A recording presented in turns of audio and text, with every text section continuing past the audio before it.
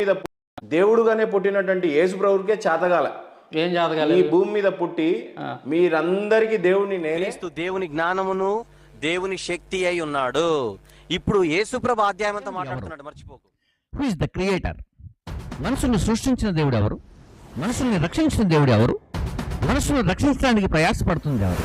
అంతేకాకుండా తండ్రి, కుమార, పరిశుద్ధాత్ములు ముగ్గురు వేరువేరా, లేకపోతే ముగ్గురు ఒకటేనా? అలాగే దేవుడు ఒక్కడని చెప్పినటువంటి మాట ఎలా ఈ బైబిల్లో రాయబడి ఉంది? ఆది యందు వాక్యమును, వాక్యము దేవుడై ఉండును, ఆ వాక్యమే కృపా సత్య సంపూర్ణుడిగా మన మధ్యలో నివాసం చేసిందని యోహాను రాసిన పత్రికలో ఎలా రాయబడింది? ఆదికాండం 1:1 చూస్తే ఆది యందు దేవుడు భూమిని ఆకాశమును సృష్టించడని రాయబడింది. 1వ వచనం చూసుకుంటే దాదాపు 27 సార్లు దేవుడు దేవుడు దేవుడు అని రాయబడింది. ఆ తర్వాత మనం చూస్తే దేవుడైన యెహోవా అని రాయబడింది. ఆ తర్వాత ఇలాగిన బైబిల్ అన్నీ కూడా మాట్లాడుతూ ఉంటే సత్య వేద భాగాన్ని సరిగా ఉపదేశించలేనటువంటి వారందరూ కూడా ఈ రోజున బైబిల్ యొక్క బోధని తప్పుడు మార్గాలకు తీసుకెళ్తున్నారా, లేదా కరెక్ట్ పద్ధతిలోనే బోధిస్తున్నారా? సరైనటువంటి వారు రక్షించబడిన తర్వాత ఇలా ఆలోచన చేస్తున్నారా? రక్షణ కంటే ముందు రక్షణలోకి రావటానికి, వచ్చిన తర్వాత ఎలాంటి ఇబ్బందులు కలిగి ప్రజలు బ్రతుకుతున్నారనేది నా ఆలోచన. కాబట్టి మీ అందరి కోసం ఈ వీడియో.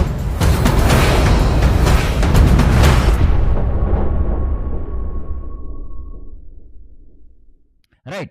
ప్రభునందు అత్యంత ప్రియులైనటువంటి మీ అందరికీ కూడా మన ప్రభును రక్షకుడైన యేసుక్రీస్తు వారి యొక్క శ్రేష్టమైన నామములో ఈ ఉదయకాల వేళ శుభాలు తెలియజేస్తూ, ఈ సాయంకాల వేళ మీ అందరికీ కూడా ప్రైజ్ లార్డ్ చెబుతూ ఈ వీడియోని ప్రారంభిస్తున్నాను. ముందుగా ప్రజల్లో ఉన్నటువంటి ఒక మాటను మీ అందరికీ తెలియజేయనివ్వండి, ఒక మాట నన్ను చెప్పనివ్వండి. విషయం ఏంటంటే, చాలా క్రైస్తవ లోకంలో, క్రైస్తవ ప్రపంచంలో ఈ రోజున చాలా డెనామినేషన్స్, క్రైస్తవ ప్రపంచంలో ఈ రోజున యేసుక్రీస్తు వారిని నమ్మకంటే ముందు, యేసుక్రీస్తు వారిని నమ్ముకోకంటే ముందు, యేసుక్రీస్తు వారిని వెంబడించకంటే ముందు, యేసుక్రీస్తు వారు ఎవరో తెలుసుకోకంటే ముందు, తెలుసుకున్న తర్వాత పరిస్థితులు ఎలా ఉన్నాయో తెలుసా?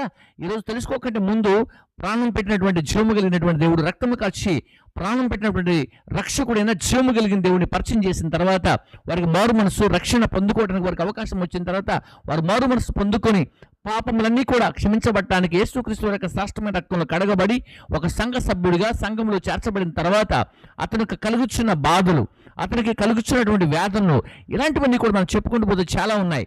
కారణం ఏంటంటే, ఈ రోజున ఒక వ్యక్తి ఒక డెనామినేషన్ రక్షించబడిన తర్వాత ఆ వ్యక్తికి 100 డెనామినేషన్లు పరిచయం అవుతున్నాయి.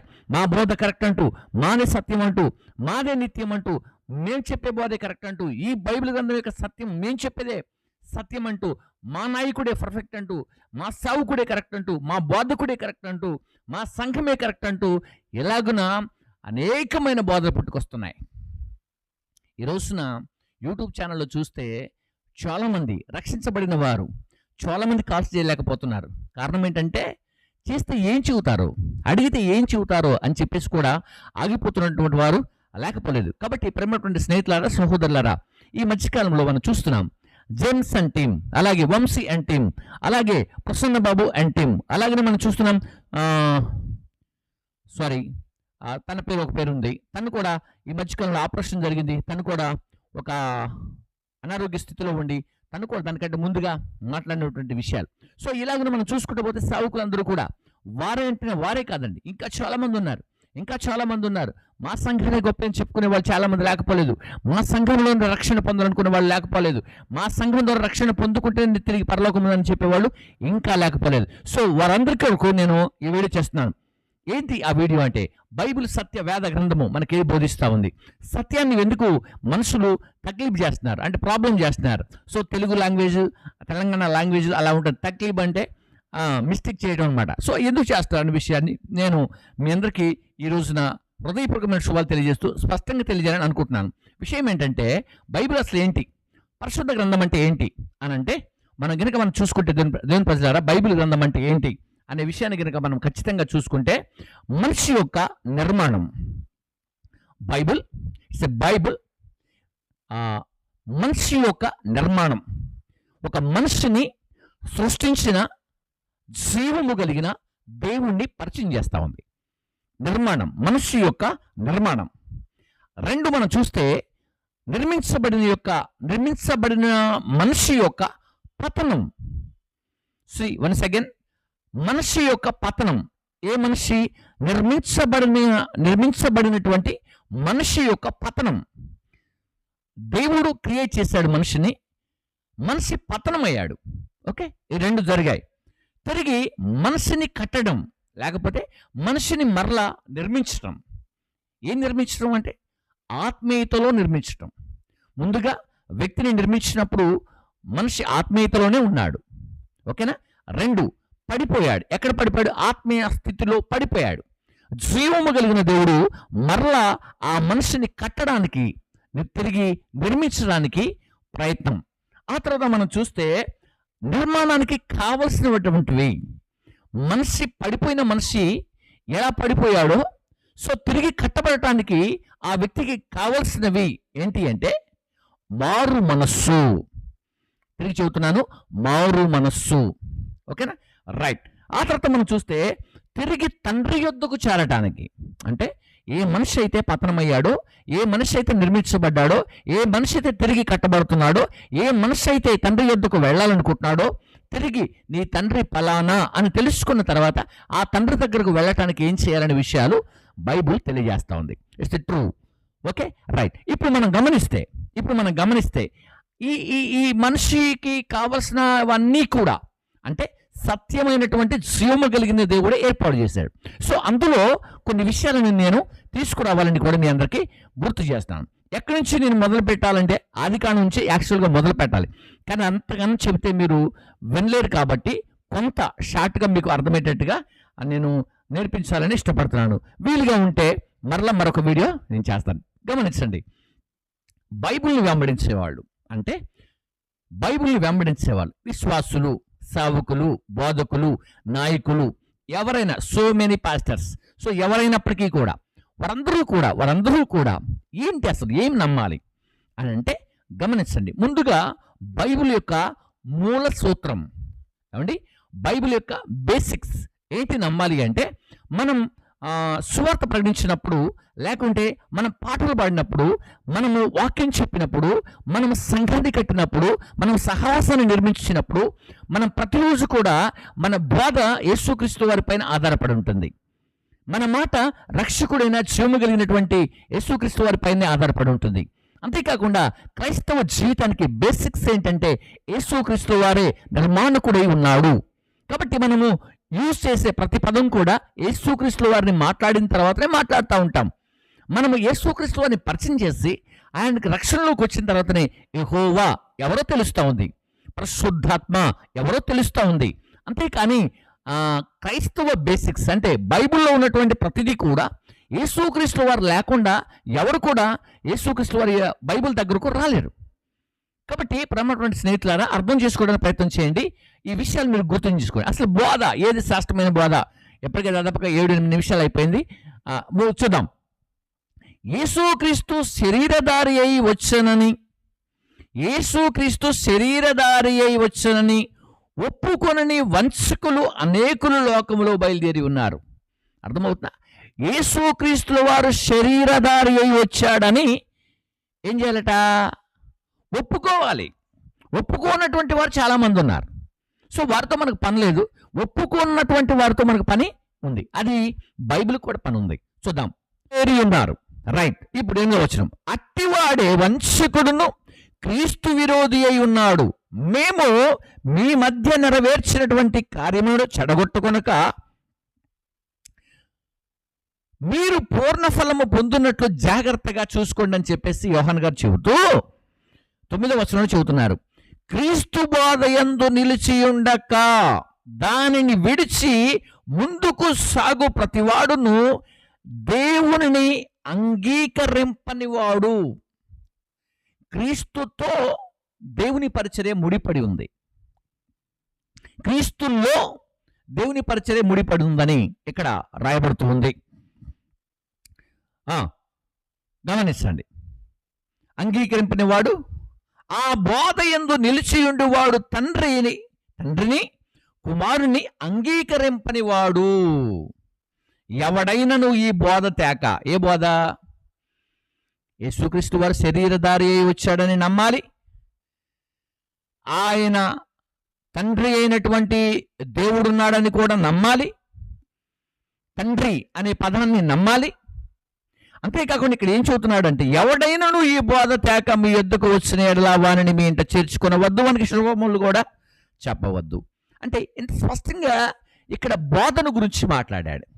అవునండి, నేనేం చెబుతున్నానంటే, అసలు యేసుక్రీస్తు వారు ఎవరో తెలుసా, పరిశుద్ధాత్మ ఎవరో తెలుసా, యెహోవా ఎవరో తెలుసా? సో ఇవన్నీ తర్వాత మాట్లాడుకుందాం, ఓకేనా? ఇది తర్వాత మాట్లాడుకుందాం, ఈ సబ్జెక్ట్ కాదు ఇది. నేనేం చెబుతున్నానంటే బైబిల్ యొక్క బేసిక్స్. బైబిల్ దేని మీద ఆధారపడింది? క్రీస్తు, యేసుక్రీస్తుల వారు లేకుండా ఈ బైబిల్ బయటికి వెళ్ళటం కానీ, మనుషులు ఇక్కడికి రావటం కానీ క్రీస్తును బట్టే వస్తారు. క్రీస్తును బట్టే రక్షణలోకి వస్తారు.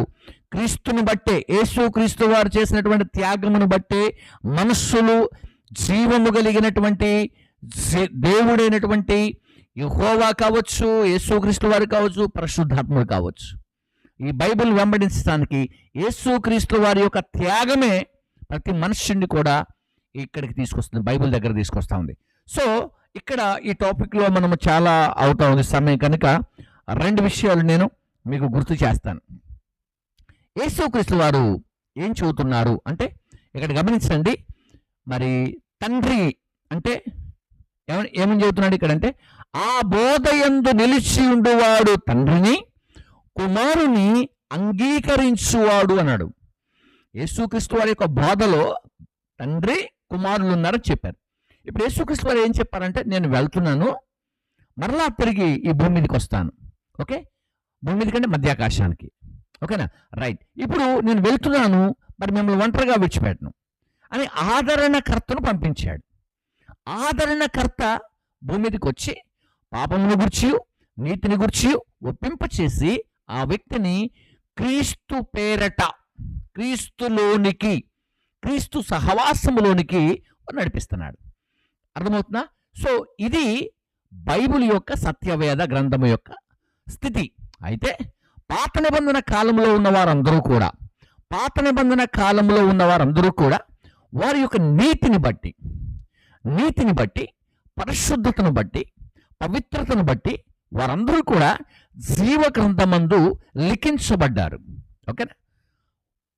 పాత నిబంధన కాలం, ఓల్డ్ టెస్టిమెంట్లో ప్రవక్తలు కానీ ఆ మధ్యకాలంలో ఉన్నటువంటి ప్రజలందరూ కూడా దీనిని బట్టి వారు మరి రక్షణలోకి వచ్చారు, రక్షించబడ్డారు. అంటే నేను నెక్స్ట్ వీడియోలో ఇంకా క్లారిటీగా చెబుతాను, మీకు ఈ వీడియోలో కొంత అర్థమయ్యేటట్టు చెబుతాను.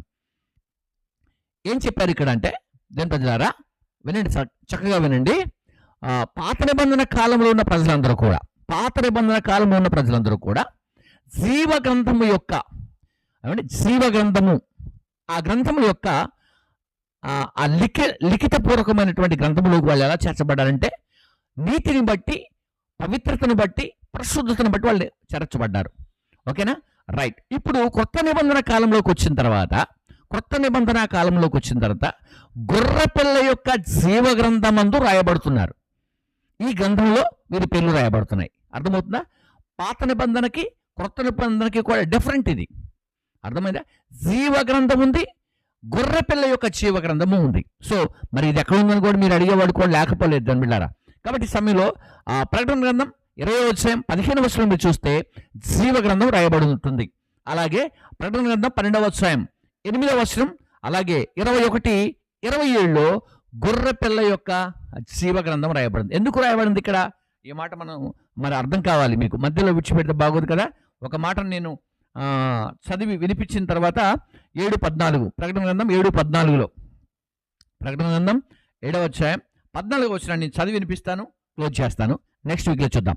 అందుకు యేసు, అయ్యా, అందుకు నేను, అయ్యా నీకే తెలియనగా అతడు ఎలాగున నాతో చెప్పెను, వీరు మహాశ్రమల నుండి వచ్చిన వారు, గొర్రెపిల్ల రక్తము తమ వస్త్రము ఉదుకుకొని వాటిని తెలుపు చేసుకుని వచ్చినటువంటి వారు. అర్థమవుతుందా? క్రీస్తు రక్తము ద్వారా అంటే కడగబడినటువంటి వారు ఉన్నారు.